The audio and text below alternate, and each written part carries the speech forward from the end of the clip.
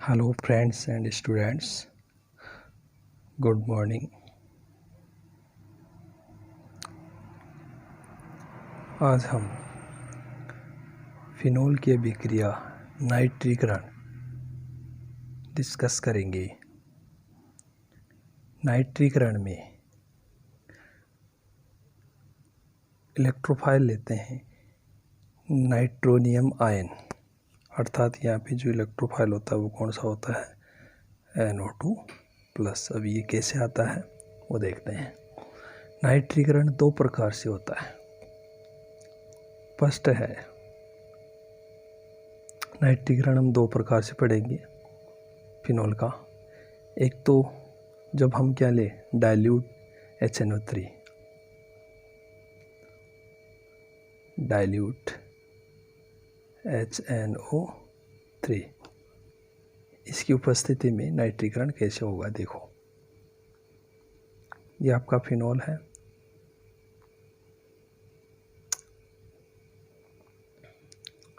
Phenol में जो OH group है, ये OH ग्रुप प्लस आर प्रभाव शो करता है। क्या शो करता है? प्लस आर प्रभाव। प्लस आर प्रभाव के कारण, इस OH के प्लस आर प्रभाव के कारण यह OH बेंजीन वाले की ऑर्थो, पेरा, ऑर्थो, इन स्थितियों पर इलेक्ट्रॉन घनत्व बढ़ा देता है, अर्थात नेगेटिवली चार्ज आता है यहाँ पे।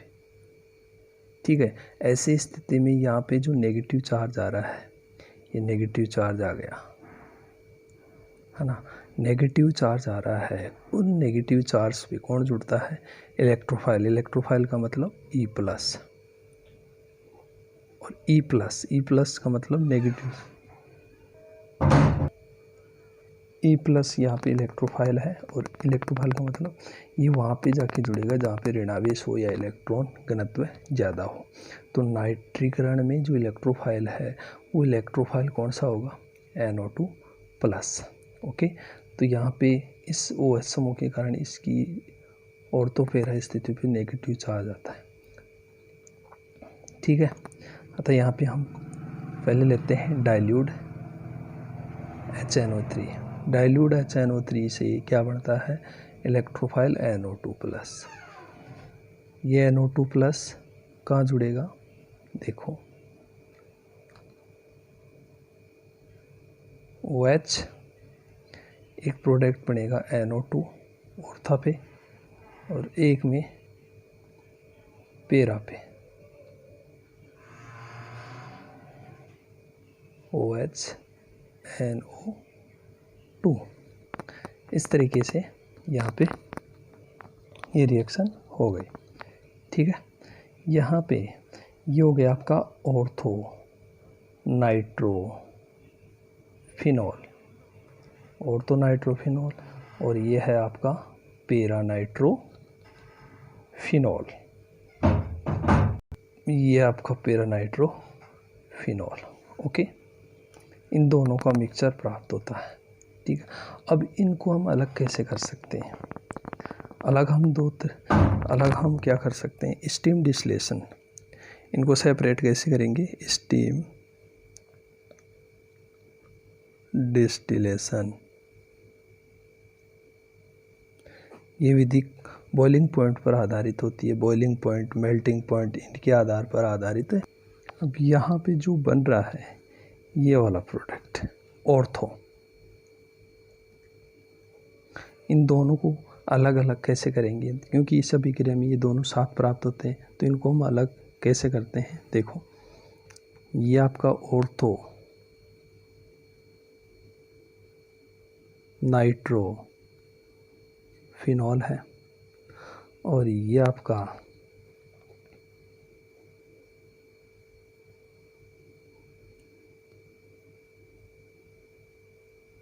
पेरा नाइट्रोफिनोल है।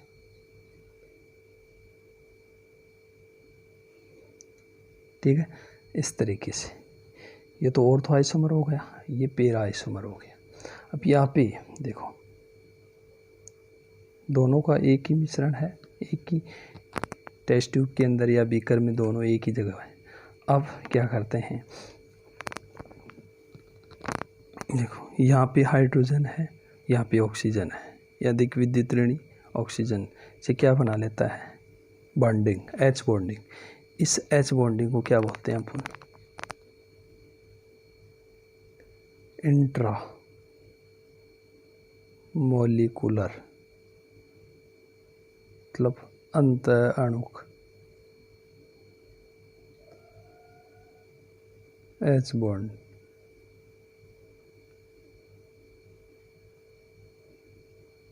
ये बोले, जबकि इसमें ये वाली स्थिति नहीं होती। क्यों? क्योंकि यहाँ पे जो NO2 में जो ऑक्सीजन और ये H है ये काफ़ी डिस्टेंस में है, तो ऐसा पॉसिबल नहीं होता है। हाँ, इसमें ज़रूर हो सकता है कि दूसरा अणु आ गया, जैसे इसी का दूसरा अणु आ गया,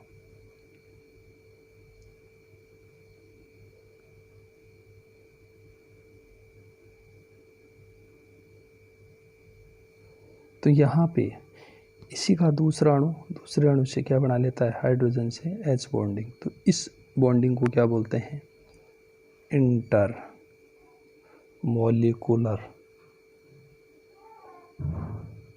H बॉन्डिंग। तो इससे बहुत सारे अणु क्या हो जाते हैं, संगुणित हो जाते हैं, पास पास आ जाते हैं। ऐसी स्थिति में ये बॉन्ड जिसको हम बोल सकते हैं अंतरा अणुक, दो अणुओं के मध्य अंतरा अणुक बंध, H बंध। इस बंध के कारण इन अणुओं का संगुणन हो जाता है। संगुणन के कारण ये बंध क्या होता है, स्ट्रॉन्ग हो जाता है इसकी तुलना में। ये एक ही अणु के अंदर उपस्थित हाइड्रोजन और विद्युत ऋणी परमाणु के मध्य है, जबकि ये दो अणु, एक में हाइड्रोजन और एक में अधिक विद्युत ऋणी परमाणु। तो यहाँ पे ये वाला बंध क्या रहेगा, स्ट्रॉन्ग, और ये वाला बंध क्या होगा, वीक। तो ऐसी स्थिति में ये बंध आसानी से टूट जाएगा, ये आसानी से नहीं। तो इसको तोड़ने के लिए कम ऊर्जा की आवश्यकता होती है, इसको तोड़ने के लिए अधिक ऊर्जा की। अतः ऐसी स्थिति के अंदर ये कम टेम्परेचर पर ही, कम ताप पर ही वाष्पित हो जाता है, वाष्पित हो जाता है, जबकि इसको वाष्पित करने के लिए इसकी तुलना में बहुत ज़्यादा टेम्परेचर चाहिए। तो इसको हम क्या बोल सकते हैं, मोर वोलेटाइल।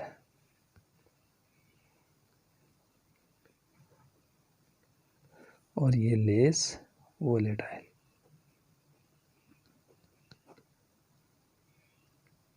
लेस वोलेटाइल मतलब कम वाष्पीकृत, ये अधिक वाष्पीकृत, मतलब ये कम ताप पर ही अधिक वाष्पित हो जाता है। ठीक है, तो ऐसी स्थिति में इसका बॉइलिंग पॉइंट क्या होगा, कम, और इसका बॉइलिंग पॉइंट कम होगा, और इसका बॉइलिंग पॉइंट क्या होगा, अधिक। ठीक है, इसका अधिक हो गया पेरा का और इसका कम हो गया।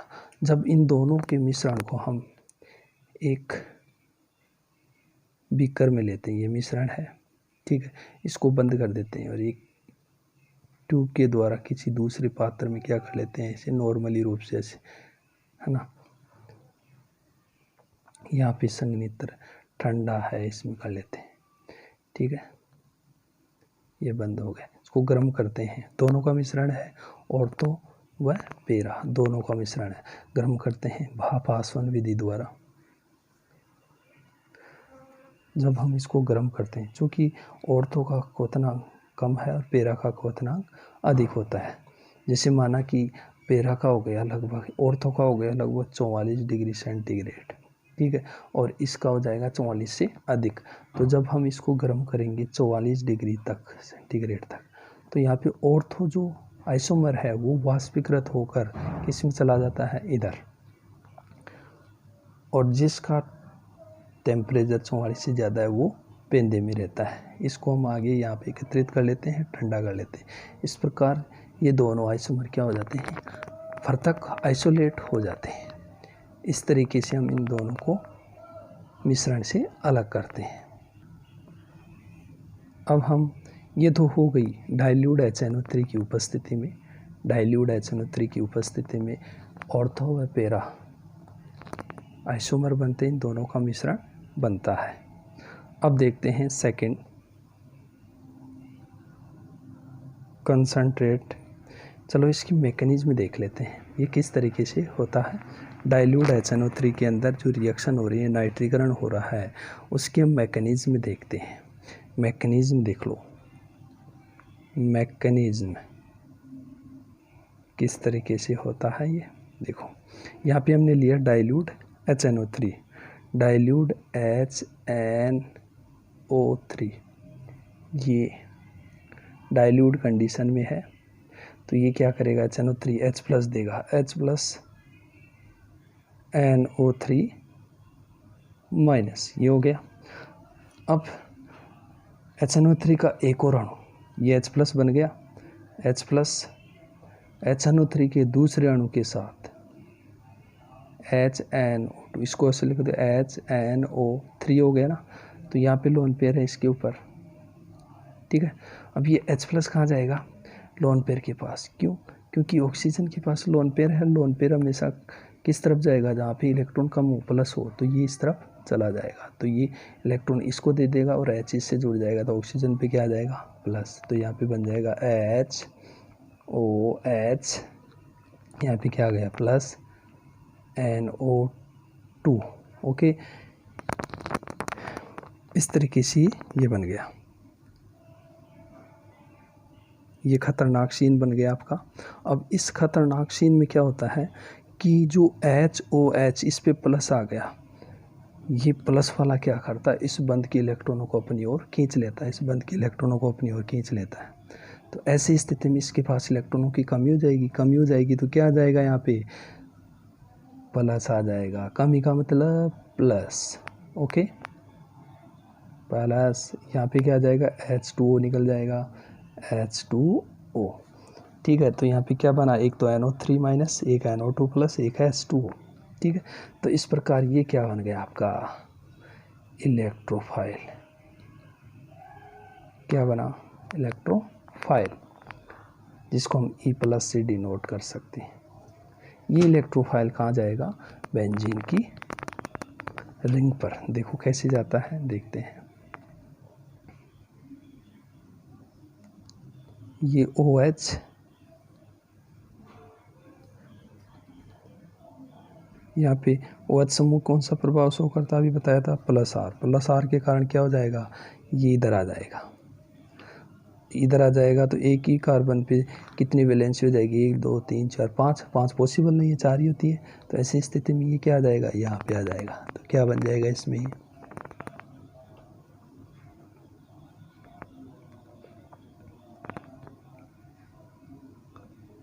यहाँ पे क्या आ जाएगा, प्लस, यहाँ पे क्या आ जाएगा, माइनस, ठीक है, माइनस आ गया ना।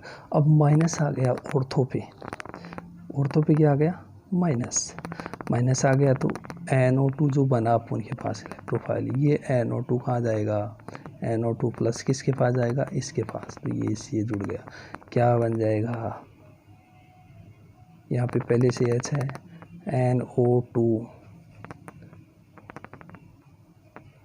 यहाँ पे डबल बॉन्ड आ जाएगा, डबल बॉन्ड OH, ठीक है। अब ये H वापस रिलीज कर देगा रिलीज, ठीक है, रिलीज कर देगा, तो ये वापस आ जाएगा, ये काम ख़त्म। तो क्या बन जाएगा आपका product, OH NO2, ortho nitrophenol, ठीक है। इस तरीके से ये डाइल्यूट कंडीशन में होगी।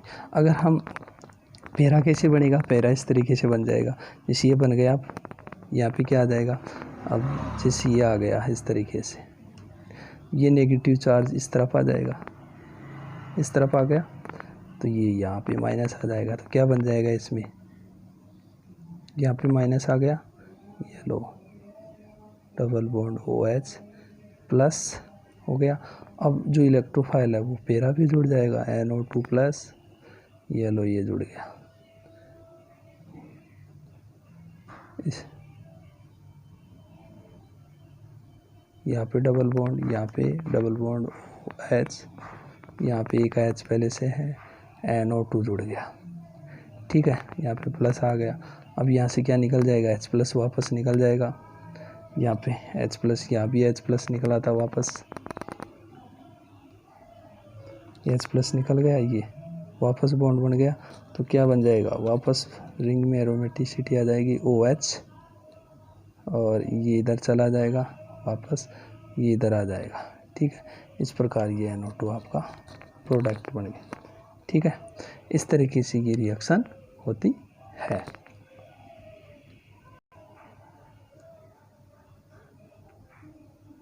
आगे होगी समझ में। डाइल्यूट कंडीशन में यहाँ पे HNO3 लेते हैं, HNO3 एक HNO3 क्या करेगा, H प्लस त्यागेगा, दूसरा HNO3 H प्लस को लेगा, तो इस तरीके से NO3 माइनस और NO2 प्लस और H2 ये 3 स्पीसीज बनेगी। इनमें जो इलेक्ट्रोफाइल होगा वो कौन सा होगा, NO2 प्लस। मेन रोल इसका होता है इस रिएक्शन के अंदर। ठीक है, अब हम डिस्कस करेंगे कौन सी रिएक्शन। नाइट्रीकरण में हम सेकंड कंडीशन पढ़ेंगे, कंसंट्रेट HNO3। HNO3 इसमें मिलाएंगे अपन कंसंट्रेट H2SO4। ये कैटलिस्ट का काम करता है, कैटलिस्ट का। H2SO4 के किसका काम करेगा, कैटलिस्ट।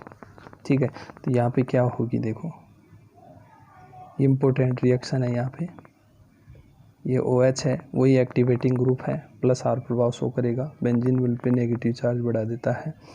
तो यहाँ पे क्या आ जाएगा, concentrate HNO3 plus concentrate H2SO4। इसको हम क्या बोल सकते हैं, नाइट्रिकारी मिश्रण भी बोल सकते हैं, नाइट्रिकारी मिश्रण। इस नाइट्रिकारी मिश्रण से हमें क्या प्राप्त होता है, NO2 plus nitronium ion, nitronium ion. ठीक है, इस नाइट्रोनियम की पहचान की गई थी, आइडेंटिफाई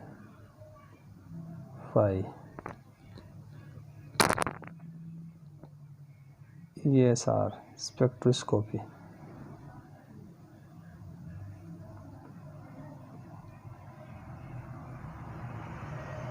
ESR स्पेक्ट्रोस्कोपी। अब देखो, फिनॉल है, concentrated HNO3 plus concentrated H2SO4, इनके मिश्रण से हमें क्या प्राप्त होता है, NO2 प्लस। ये NO2 प्लस इस मिश्रण से बहुत ज़्यादा मात्रा में प्राप्त होता है। ऐसी स्थिति में क्या होता है, जब NO2 नाइट्रोनियम बहुत ज़्यादा मात्रा में प्राप्त हो जाता है, तो ऐसी स्थिति में जो फिनॉल में जो OH की ऑर्थोपैरा स्थिति पे नेगेटिव चार्ज आता है, जिस स्थिति पे नेगेटिव चार्ज आता है उस स्थिति पे ये जुड़ जाता है। मतलब इस समूह के कारण ऑर्थो और पैरा, दो ऑर्थो और एक पैरा स्थितियों पर नेगेटिव चार्ज आता है। ऐसी स्थिति में इसकी मात्रा बहुत ज़्यादा होने के कारण ये सभी स्थितियों पर जुड़ जाता है, ऑर्थो और पैरा की। तो यहाँ पे प्रोडक्ट फाइनली ये बनेगा आपके OH, इस पे नेगेटिव चार्ज, इस पे नेगेटिव चार्ज, इस पे नेगेटिव चार्ज, और ये प्लस है तो ये प्लस वाला यहाँ पे जुड़ जाएगा, NO2, यहाँ पे NO2, यहाँ पे NO2। ठीक है, ये मोर एसिडिक नेचर वाला है, प्रबल अम्ल है, जिसका नाम है पिक्रिक एसिड। ये लैब के अंदर रिएजेंट के रूप में उपस्थित होता है। ठीक है, इसका उपयोग करते हैं लेबोरेटरी में टेस्ट के लिए, पिक्रिक एसिड। ओके, इसका दूसरा नाम भी हो सकता है 1 2 3 4 5 6 2,4,6 ट्राई नाइट्रो फिनॉल। ये प्रबल अम्ल है, वैसे प्रबल अम्ल है। ठीक है, ये इस तरीके से होता है। तो आपको याद रखना है कि डाइल्यूट अगर HNO3 आए तो ऑर्थो व पैरा दो उत्पादों का मिश्रण होता है, और जब हम कंसंट्रेट HNO3 की बात करें तो यहाँ पे एक ही प्रोडक्ट पिक्रिक एसिड प्राप्त होता है, लेकिन इसकी अमाउंट कम बनती है, क्रिया फास्ट होती है। यहाँ पे कैटलिस्ट का काम कौन करता है, H2SO4। अब इसकी हम मैकेनिज्म देख लेते हैं, क्रियाविधि देखो। मैकेनिज्म यहाँ पे H2SO4 क्या करता है, H2SO4 क्या करेगा, H प्लस त्यागेगा, प्लस HSO4 माइनस, यहाँ से एक H निकाल देगा प्लस के रूप में, HSO4 बन जाएगा। ठीक है, ओके, ये कैटलिस्ट हो गया आपका, कैटलिस्ट, इसकी उपस्थिति ज़रूरी है। अब HONO2, HNO3 हो गया, ये क्या करेगा HNO3, इसे H प्लस को लेगा, वही अभी HNO3 यहाँ पे लोन पेयर है तो ये लोन पेयर इसको दे देगा और यहाँ पे प्लस इस पे आ जाएगा, तो क्या बन जाएगा H जुड़ गया, यहाँ पे प्लस आ गया, NO2 ये टूट जाएगा। ठीक है, यहाँ पे ये स्थिति आ जाती है तो इसका मतलब है कि ये बॉन्ड वीक हो गया, ये गुड लिविंग ग्रुप है, तो ये हट जाएगा, ऐसे ये हट जाएगा तो इस पे क्या आ जाएगा, plus H2O plus NO2 plus, okay, NO2 plus, ये आपका क्या हो गया, इलेक्ट्रोफाइल। ठीक है, यहाँ पे दो अणु लेंगे, दो भी ले सकते हैं क्योंकि कोई दिक्कत नहीं, तो यहाँ पे ये दो बनेंगे, ये भी दो बनेंगे, एक काम में आ गया। एक H प्लस कहाँ जाएगा, एक H प्लस कौन ग्रहण कर लेगा, ये H2O, इसके पास लोन पेयर है तो ये ग्रहण कर लेगा, तो क्या बनाएगा, क्या बना लेगा, H3O प्लस हाइड्रोक्सोनियम आयन, क्या बना लेगा, हाइड्रोक्सोनियम। ये इलेक्ट्रोफाइल के रूप में कार्य नहीं करता है, ध्यान रखना, दैट्स इम्पोर्टेंट। ये इलेक्ट्रोफाइल ना तो न्यूक्लियोफाइल और ना इलेक्ट्रोफाइल है। ठीक है, हाँ, ये जिनसे बना है ये तो न्यूक्लियोफाइल और ये इलेक्ट्रोफाइल, इन दोनों की रिएक्शन से ये बना है, तो ये ना तो न्यूक्लियोफाइल और ना इलेक्ट्रोफाइल है, दैट्स इम्पोर्टेंट्स। ठीक है, ये इलेक्ट्रोफाइल नहीं है, इलेक्ट्रोफाइल यहाँ पे कौन सा होगा, NO2 प्लस। इस प्रकार ये इलेक्ट्रोफाइल हमें प्राप्त हो गया। अब वही कंडीशन रहेगी,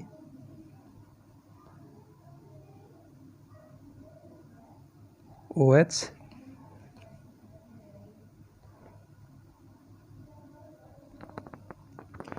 यहाँ पे बहुत ज़्यादा मात्रा में NO2 प्लस बन रहा है, तो यहाँ पे काम में कितने आएंगे, 3 NO2 प्लस।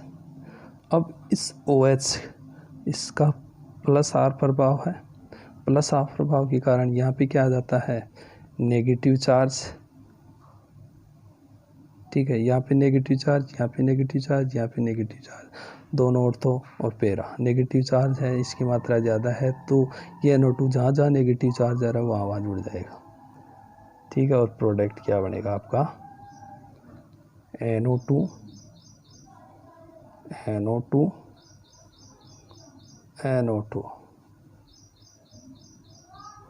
ये आपका पिक्रिक एसिड हो गया। ठीक है, इस तरीके से ये रिएक्शन होती है। आपको इम्पोर्टेंट याद रखना है कि डाइल्यूट HNO3 लेंगे तो डाइल्यूट HNO3 में दो उत्पादों का मिश्रण, ऑर्थो और पैरा, और अगर कॉन्सेंट्रेट HNO3 लोगे तो क्या हो जाएगा, इसमें एक ही प्रोडक्ट बनेगा, picric acid. Okay, that's important. Okay, अब हम इसके बाद में नेक्स्ट रिएक्शन पढ़ेंगे, नाइट्रोसोकरण।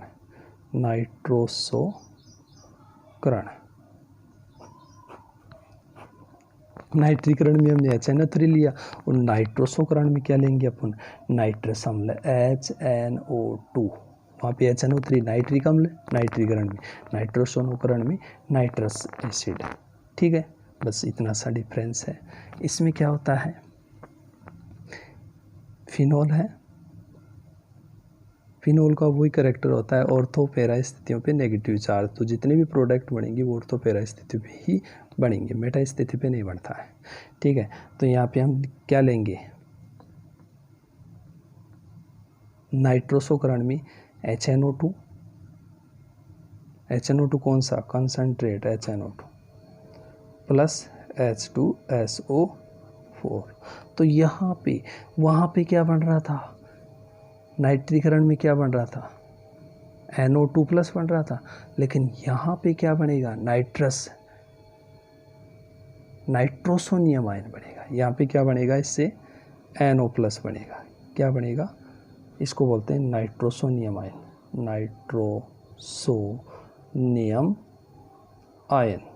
Nitrosonium ion. ठीक है। तो ये इसके अंदर क्या बनेगा, नाइट्रोसोनियम आयन बन गया, नाइट्रोसोनियम आयन। यहाँ पे क्या बनेगा, NO+। ये NO+ कहाँ जुड़ेगा, वही स्थिति, यहाँ पे भी वही फंक्शन रहेगा OH का, नेगेटिव यहाँ पे नेगेटिव, यहाँ पे नेगेटिव, लेकिन यहाँ पे NO+ कम बढ़ता है, तो यहाँ पे मोस्टली क्या बनेगा, ऑर्थो और पैरा 2 उत्पाद बनेंगे, एक NO डबल बॉन्ड O, एक तो ये बन गया OH, और एक ये बन जाएगा।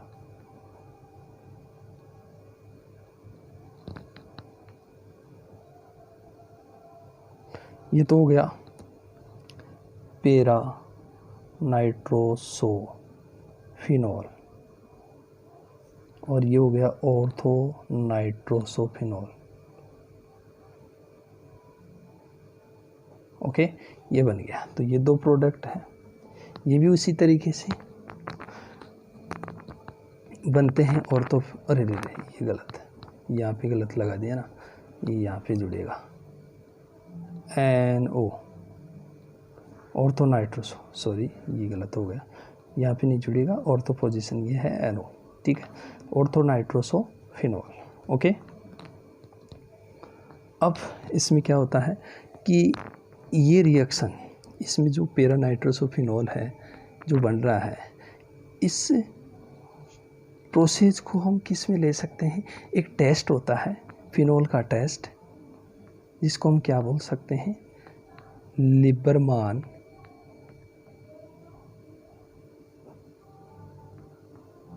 नाइट्रोसो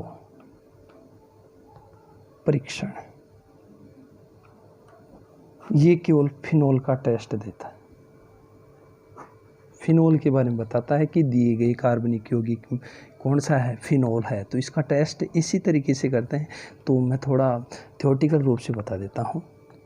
इसमें क्या होता है कि हम कुछ अमाउंट थोड़ा सा ले लेते हैं, 0.1 ml, 0.5 ml ये ले लेते हैं, या ग्राम में ले लो, वो तो लिक्विड में भी होता है ये तो, और सॉलिड दोनों में होता है, गर्मियों में लिक्विड और सर्दियों में सॉलिड।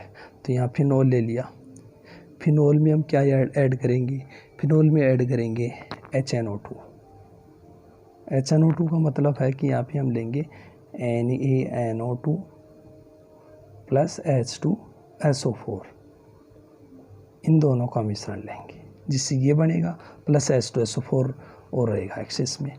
तो ये मिलाने के बाद भी हम इसको गर्म करते हैं, क्या करते हैं, गर्म करते हैं। तो यहाँ पे पहले तो आएगा कौन सा कलर, लाल भूरा रंग, क्या आएगा, लाल भूरा, लेकिन वो लाल भूरा रंग तीव्रता से किस में कन्वर्ट हो जाएगा, हरे रंग में, हरा रंग प्राप्त होता है।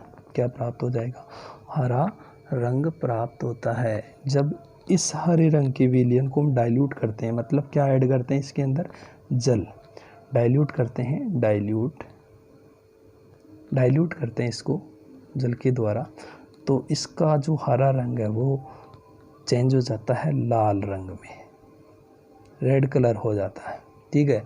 ये रेड कलर सॉल्यूशन, इसमें हम जब क्षार मिलाते हैं, क्षार का मतलब बेस, बेस बोले तो यहाँ पे ले लिया अपने NaOH, जैसे NaOH मिलाएंगे तो इसका रंग क्या हो जाएगा, ब्लू, नीला हो जाएगा, नीला रंग हमें प्राप्त होता है। इस नीला रंग की प्राप्ति से स्पष्ट होता है कि दिया गया कार्बन यौगिक क्या है, फिनॉल है, क्या है, फिनॉल है। तो ये तो थ्योरेटिकल रूप से प्रयोगशाला में एक्सपेरिमेंट रूप में काम में आता है कि आपको कंपाउंड दे दिया जाता है फिनॉल और पूछ लेता है इसका टेस्ट करो, तो हमें फिनॉल का टेस्ट करने में ये मेथड काम में लेना पड़ता है इस तरीके से। तो ये थ्योरेटिकल हो गया। अब हम इसको रिएक्शन के थ्रू कैसे देखते हैं, वो देखो यहाँ पे हमने मिलाया फिनॉल, ये आपका फिनॉल है, इसमें क्या मिलाएंगे अपन, NaNO2 प्लस H2SO4, जिनसे हमें क्या प्राप्त होता है, HNO2, ठीक है। जो अभी नाइट्रोसोकरण का प्रोसेस है, हम नाइट्रोसोकरण भी बोल सकते हैं इसको, क्या कर सकते हैं, नाइट्रोसोकरण। तो यहाँ पे क्या हो जाएगा, देखो पैरा और क्या बनेगा, ऑर्थो। अभी रिएक्शन पड़ी थी अपनी नाइट्रोसोकरण, 2 उत्पाद बने थे पैरा और ऑर्थो, वही प्रोसेस है। OH and double bond O। यहाँ पे पैरा उत्पाद ज़्यादा बनता है, ऑर्थो कम बनता है, तो हम मोस्टली पैरा उत्पाद से ही करेंगे।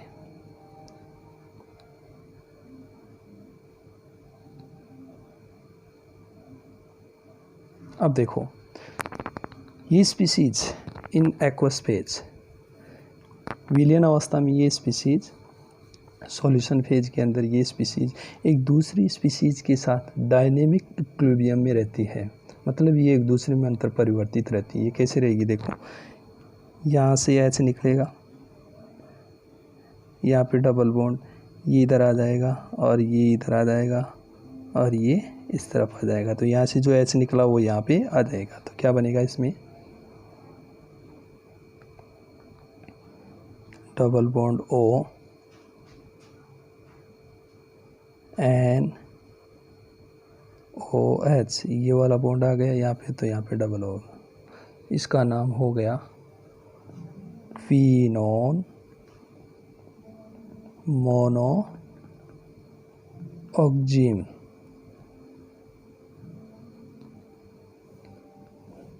जो कि फिनोल के साथ अभिक्रिया करके क्या करेगा, ये फिनोल के साथ अभिक्रिया करके, फिनोल की एक्स्ट्रा अमाउंट होती है, कुछ मात्रा इसमें कन्वर्ट हो जाती है, कुछ बच जाती है।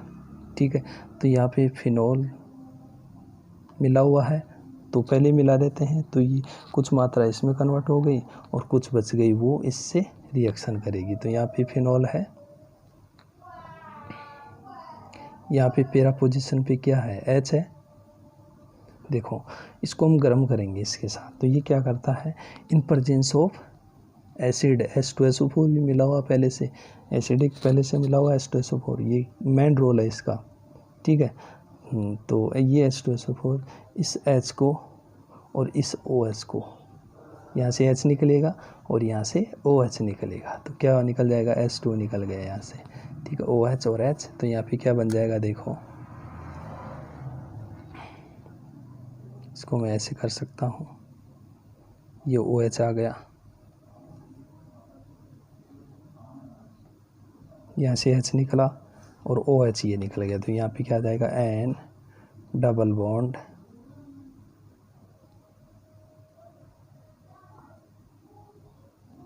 O।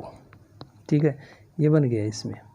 ओके, अब ये H2SO4 मिला, ये H2SO4 क्या करता है, H प्लस तो त्यागता ही है ना, तो ये H प्लस किसके पास चला जाएगा, इसके पास, इसके पास H प्लस चला जाएगा, ये जुड़ गया, तो H का जो प्लस था वो कहाँ पे आ जाएगा, इसके ऊपर।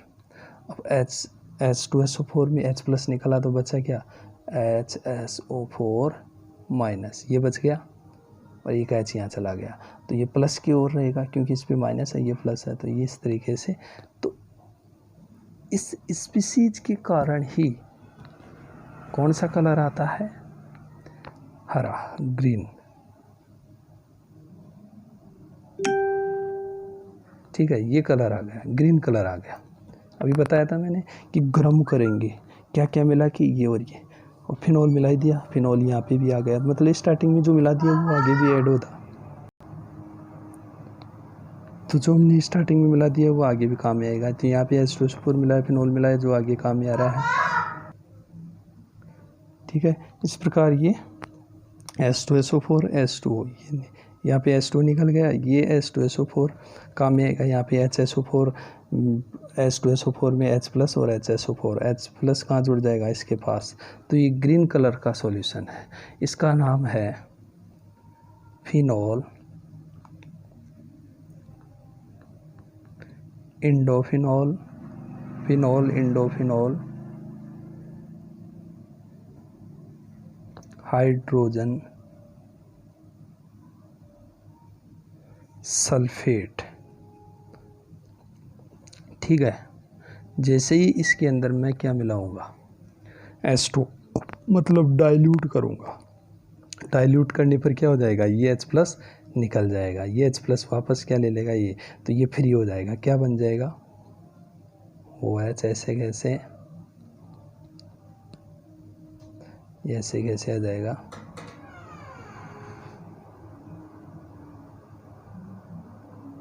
ये डबल बॉन्ड ऐसे कैसे आ गया, ठीक है, वही नाम है इसका, ठीक है। तो ये किस कलर का है, जिसे मैं जल मिलाऊंगा तो यहाँ से H निकल जाएगा, H2SO4 के साथ चला जाएगा, ठीक है, HSO4 और H ये निकल जाएगा बाहर, केवल ये फ्री रहेगा। तो इसका नाम हो गया फिनोल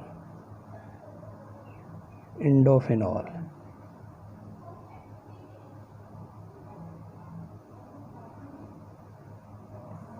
हाइड्रोजन सल्फेट निकल गया, ठीक है। तो फिनोल इंडोफिनोल बन गया।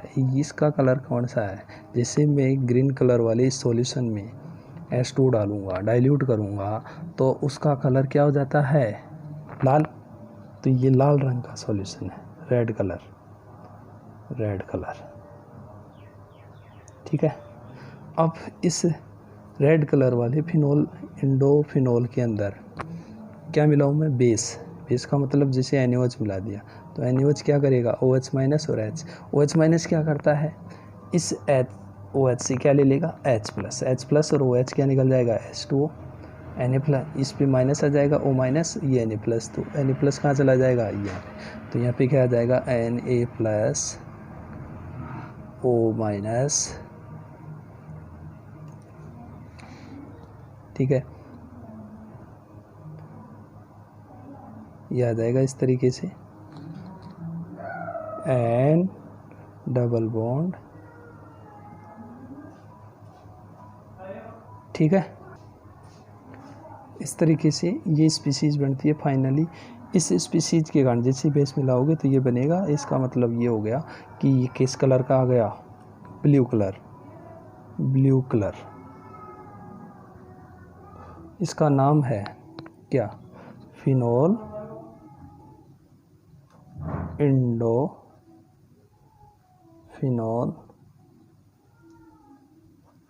का सोडियम लवण,